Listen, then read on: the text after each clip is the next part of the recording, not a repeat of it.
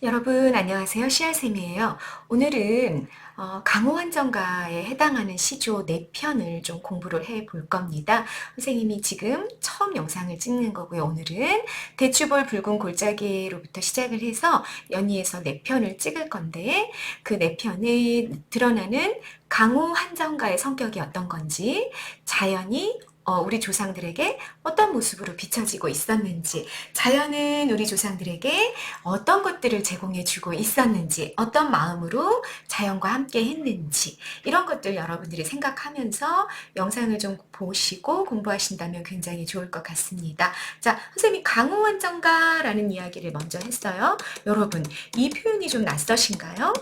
무슨 뜻인지 오늘 좀 기억을 해놓고 가시죠. 강호는요, 여러분, 강과 호수라는 뜻이에요. 강과 호수, 한자를 풀어보면 그렇다는 얘기죠. 강과 호수라는 뜻인데 이 강과 호수는 여러분 무엇의 일부분? 네, 자연의 일부분이죠.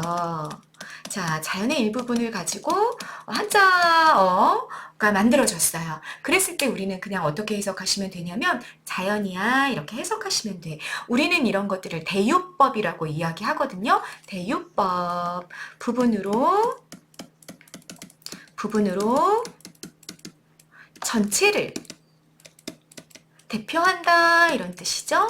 이 부분을 가지고 전체를 비유해 주는 거예요. 그걸 우리가 대유법이라고 말하는데, 자, 그러니까 자연의 일부분을 가지고 만들어진 한자어는 우리가 그냥 자연으로 그냥 해석하면 돼 라는 걸 여러분들이 이해하셨으면 되겠다라는 얘기입니다. 그래서 강호는 강과 호수라고 해석하라고요? 아니에요. 뭐라고 해석하라고요? 네, 자연으로 해석해라 라는 얘기를 선생님 지금까지 한 거예요. 이해되셨죠? 한정, 자, 정은 정서, 감정이죠. 어떤 감정을 느끼냐? 한정서를 느꼈다. 한가로움의 정서를 느꼈다. 이런 뜻이에요. 가는 노래 같자라는 얘기고요. 그러니까 강호한정가는 해석을 해보면 자연에서 한가로운 정서를 노래했다. 이런 뜻이 되는 거죠. 이런 노래들이 우리 고전 문학에 굉장히 많다. 싹 다 묶어가지고 이름을 하나 붙여줬는데, 그러니까 방 안으로 다 모았어. 자연과 관련된 작품들을 방 속으로 다 모아놓고 그 방에다가 이름을 지어준 거지. 뭐라고 이름을 주어졌다? 강호환정가라고 이름을 지어줬다. 이 얘기예요. 강호환정가는 다른 말로도 해요. 뭐라고도 말하냐? 강호가도라고도 말한다. 강호가도는 그러니까 자연에서의 도를 노래했다 이런 뜻인데 강호환정가랑 같은 뜻이야. 이렇게 이해하고 가시면 되겠습니다. 자, 여기까지 필기된 거 가장 기본이기 때문에 선생님이 싹 지울 거예요. 필기 다 하셨죠? 네, 지웠습니다. 자, 강호한정가에 해당하는 첫 번째 작품 이제 들어가 보시죠. 대초 볼 붉은 고래 밤은 어이 뜻뜯으며. 자, 여러분 사음보로 끊어 읽어야 되는 거 아시죠? 대추볼 붉은 고래 밤은 어이 뜻들으며 이렇게 읽었어요. 사음보율에 글자 개수가 한 마디 안에 3개가 들어가거나 4개가 들어가는 이런 양상을 보여준다. 음술과 음보율 확인하셨고요. 자, 해석을 하면 대초볼, 대추의 볼이 붉은 골짜기에 대추가 어떻게 됐다는 얘기야 여러분? 빨갛게 익었다는 얘기예요. 그러면 여러분 계절이 언제구나? 계절적 배경 여러분 대추가 빨갛게 익어가는 계절은 언제다? 가을이구나 잡으시고요. 대추볼이 빨갛게 익어서 막 떨어지는 그 골짜기에 밤은 어찌 뜨뜨르며 떨어지며 밤도 어때? 밤도 떨어졌어요. 여러분 왜 떨어졌어? 밤이 익어서 떨어졌어요. 자, 대추도 익어서 떨어지고 밤도 익어서 떨어지고 중장으로 넘어갔습니다. 벼뱀 그루해 개는 어이 날이 난고 별을 베어냈어. 자, 가을이니까 수확을 다 했다. 그래서 별을 베어낸 그루해, 그루터기에 개는 어찌 날이 난고 내려오는가. 개는 여러분 요거 무슨 개인지 아시죠? 어떻게 생겼어요? 요렇게 그지? 이렇게 생긴 개가 막 기어다니는 거예요. 별을 베어낸 그루터기에. 개도 나타났어요. 이렇게 얘기하고 있는 중입니다. 자, 종장으로 넘어가시죠. 수릭자. 수릭자. 자, 삼음절 고정되어 가는 첫마디, 종장 첫마디 나왔어. 수릭자. 채장수 돌아가니. 자, 여기는 5글자 이상이 돼야 되는 거 아시죠? 채장수가 돌아다니니 아니 먹고 어이리 이렇게 끝났어요. 수리입자 채장수가 돌아다니니 아니 먹고 어이하리 이렇게 말하고 있는 중이죠. 자, 옛날의 술은 어땠냐면 대부분 집집마다 막걸리 같은 걸 빚었단 말이에요. 누룩을 집어넣고 곡물을 발효시켜가지고 거기서 부글부글 끓어오르면서 액체가 생기는 거지. 그게 술이었단 말이야. 막걸리. 그러니까 이거는 그냥은 못 먹는 거지. 어떻게 먹어야 돼요? 반드시 이렇게 이런 거 있잖아요. 이렇게 막 촘촘하게 이렇게 뭐 천도 괜찮고요. 이런 채가 있어가지고 거기에다 술을 이렇게 따르는 거지. 그래가지고 건더기 다 걸러내고 액체만 마실 수 있었단 말이야. 그러니까 술이 익으면 그냥 그 상태로는 못 먹으니까 반드시 뭐가 필요했다. 채가 필요했다. 그런데 마침 채장수가 제사료 하면서 돌아다닌다는 거지. 그러니까 아니 먹고 어찌하리 그랬어요. 그러면 여러분 요게 목적어가 생략됐다. 무슨 목적어가 생략됐다? 술을이라는 목적어가 생략됐겠죠? 그러니까 이 사람이 지금 뭐 하고 있는 거예요? 종장에서 막 술을 마시고 있는 거예요. 그런데 술만 들이다 퍼마시는 게 아니라 초장과 중장에 이미 뭐가 마련되었어? 안주거리도 마련이 돼 있는 거지. 안주거리 뭐 있었어요, 여러분? 초장에 대추가 빨갛게 익었고요. 밤도 다 익어서 떨어졌어요. 그래서 밤도 줍고 대추도 주어서 밤은 쪘겠죠. 또는 구웠거나 그렇게 놓고 이번에는 그루터기로 나가봤어. 논으로 나가봤더니 별을 다 베어낸 그 논에 개가 막 돌아다니고 있는 거지. 개도 잡았어요. 그래서 맛있게 구운 거야. 그래가지고 안주를 쫙 늘어놓고 술이 탁 익었는데 채장수가 돌아다니니까 술을 마시겠다라는 이야기를 하고 있는 중인 거죠. 자, 내용 이해되셨고 해석되셔야 됩니다. 여러분 관련 한자성어 이야기할 수 있겠다. 관련 한자성어. 지금 어떤 맥락이냐면 너무너무 좋아. 안주거리들이 많이 생겼어. 우리 옛날에 사람들 굉장히 굶주리면서 살았잖아요. 이렇게 풍요로운 계절, 가을 정도밖에 없단 말이야. 이런 걸 먹을 수 있는 계절이 좋은 것에 그리고 술도 익었어요. 좋은 것을 더했죠. 우리 한자성어 뭐 있습니까, 여러분? 기억이 나시나요? 금상첨화 있죠? 금상첨화. 그리고 또 안주거리도 굉장히 많고 거기다가 술까지 있고 채장수도 왔어. 와, 우리 모든 것들이 너무너무 구색을 맞춰서 잘 갖춰졌어. 안성맞춤의 상황이 벌어지고 있다라는 얘기입니다. 네, 화자의 태도, 풍류를 즐기고 있는 겁니다. 자, 시적 상황부터 보시죠. 자, 여기는 자연 속에서도 훨씬 공간이 구체화되어 있어요. 농촌이죠, 농촌. 채장수가 이렇게 돌아다녔다고 그랬으니까 이 자연은 속세로부터 떨어져 있는 곳이 아니라 속세 안에 있는 농촌이라고 우리가 봐야 된다라는 얘기예요. 가을 농촌에 너무너무 풍요로워.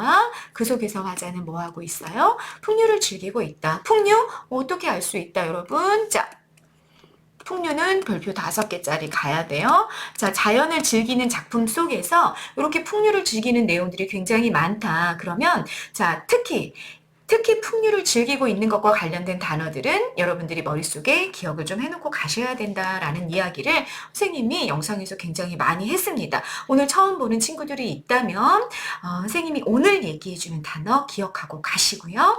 이전에 이미 공부했던 친구들이 있다면 오늘 다시 한번 복습해서 장기 기억으로 옮겨놓는 작업을 하시기 바랍니다. 자, 가장 많이 나오는 단어가 술이죠.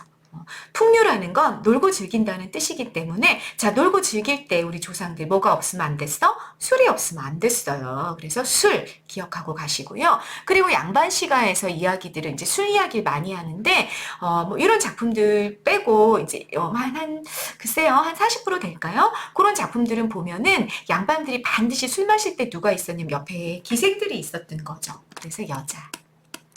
그들이 노래 불렀고요. 춤도 췄고요.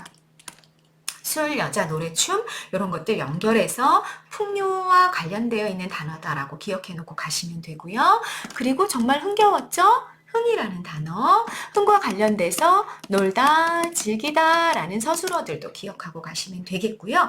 그리고 이렇게 자연에서 풍류를 즐기는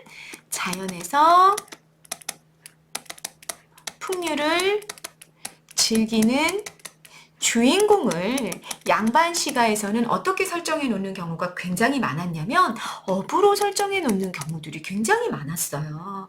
그러니까 어부의 탈을 쓴 거지 양반들이. 그리고 자연을 즐기는 경우들이 굉장히 많았다 그 얘기예요. 그래서 우리 산수화 조선시대 때 그려진 산수화들을 보면 그림이야 여러분. 이렇게 산이 있고 강이 있고 여기에 이제 고깃배 하나가 딱 떠 있고 이렇게 낚시를 즐기고 있는 어부의 모습이 그려지는 경우가 많았다는 거예요. 그럼 이때의 어부는 생계형 노동자가 아닌 거죠. 다시 말하자면 양반이 이 어부의 탈을 쓰고 자연을 즐기고 있더라 그 얘기입니다. 네, 그래서 어부, 고깃배, 낚시, 어부와 관련된 단어들 요렇게 묶어가지고 요런 범주들의 단어들이 묶여서 풍류와 관련되어 있다라는 사실을 여러분들이 정리를 잘 해놓고 가셔야 된다라는 얘기입니다. 됐죠? 자, 그래서 여러분 여기 술이라는 단어 나왔구나, 풍류를 즐기고 있구나 라고 이야기한 겁니다. 주제는 그래서 가을 농촌의 풍요로움 속에서 풍류를 즐기고 있는 모습이 드러나고 있다. 자, 상황과 대응 방식을 엮으면 주제가 나타납니다. 그래서 주제가 꼭 농촌 생활의 풍요로움과 환경 뭐 이렇게 안 적으셔도 돼요, 여러분. 그냥 어떻게 하셔도 된다. 가을 농촌의 풍요로움 속에서 풍류를 즐긴 이 정도로 얘기하시면 아주 훌륭한 주제가 만들어지는 겁니다. 표현상 특징을 보면 대단히 사실적이었다. 여러분 누가 지었냐면 황희정승이 지었어요. 황희정승은 조선 태종 때부터 세종 때까지 4대에 걸쳐서 정승을 하셨던 분이죠. 굉장히 순박하고 청렴결백한 그런 분이셨다라고 우리가 알고 있는데요. 이 분이 지은 작품이니까 이분 얼마나 한자어 많이 알고 있고 박학다식 하셨겠어. 그야말로. 그러니까 한자어를 막 사용해서 시조를 만드셨을 수도 있죠. 그런데 이분 그렇게 안 하셨어요. 지금 보니까 여러분 순 우리말이야. 순 우리말을 사용했고요. 그리고 안주도 뭐 엄청나게 막 산의 진미를 갖다 놓은 게 아니라 그냥 자연에서 나는 그 산물을 가지고 너무 서민들이 일상적으로 경험하는 농촌의 모습을 구체적으로 아주 사실적으로 순우리물을 사용해서 지어내셨다. 야, 양반답지 않죠. 그런 시조한수를 지으셨구나라는 걸 우리가 여기서 확인하고 가실 수 있겠다라는 얘기입니다. 네, 사실적인 표현이 첫 번째 특징이 될 거고요. 자, 두 번째 특징도 정리합시다, 여러분. 대추, 밤, 개, 술 모두 열거했죠. 열거법 활용이 됐고요. 그리고 여러분 대상이 자꾸 바뀌어가고 있어. 대상이 바뀌어가고 있다라는 건 보고 있는 대상이 바뀌고 있는 거니까 시선의 이동이라는 표현 기법이 쓰였다라는 얘기예요. 대추를 보고 밤 보고 개 보고 술 보고 했다 그 얘기지. 그래서 시선의 이동이라는 표현 기법이 활용이 된 거고요. 이해되셨죠? 그리고 여러분 초장과 중장을 보니까 대추볼 붉은 골짜기에 별을 뱀 그루터기에 가문 어이 개는 어이 뜻들으며 날이 난고. 여러분 선생님 지금 이렇게 읽어봤더니 초장과 중장 사이 문장 구조가 어때요? 같죠? 문장 구조가 같고 그래서 구가 이렇게 대응되고 있는 모습이 확인이 되는 거야. 그럴 땐 무슨 법이 쓰였다고 얘기합니까? 대구법 쓰였다라고 이야기하는 거죠. 그리고 마지막 중장과 종장에서 개는 어찌 내리는가 내려오는가 아니 먹고 어찌 하겠는가 그랬어요. 여러분 다 뭐가 쓰였어요? 서리법이 쓰였죠. 자, 서리법은 뭘 만들어낸다? 영탄적 어조를 만들어낸다까지 표현상의 특징 다 정리해 볼 수 있습니다. 또 대단히 감각적입니다. 대추볼이 빨갰어 여러분. 색채어가 나왔네. 색채어가 나오면 무슨 이미지가 부각된다? 시각 이미지가 부각이 된다. 떨어졌다? 떨어지는 거는 청각 이미지를 만들어낸다. 술이 익었어요, 여러분. 부엌에서 술이 익어갔을 거야. 그러면 그건 어떤 감각으로 느끼냐면 술이 익었을 때 막걸리의 그 시큼털털한 냄새가 훅 풍기는 거지. 그래서 후각 이미지도 쓰였다. 우와, 시각도 쓰고 청각도 쓰고 후각도 써서 다양한 감각적 이미지를 활용했구나. 다양한 감각 이미지를 통해 풍류적 풍경을 그려낸 것, 형상화한 것이 이 시의 또 특징이 되겠구나라는 것까지 정리하고 가실 수 있겠습니다. 네, 강호안정가에 속하는 오늘의 첫 번째 작품 대추볼 붉은 골짜기에 황희정승께서 쓰셨는데 너무나 소박하고 너무나 서민적인 가을 농촌의 풍류적인 삶의 모습을 잘 드러내신 시조 한 수를 여러분과 함께 점검했습니다. 네, 두 번째 영상에서 같이 만나보시죠. 여기까지 찍겠습니다. 감사합니다.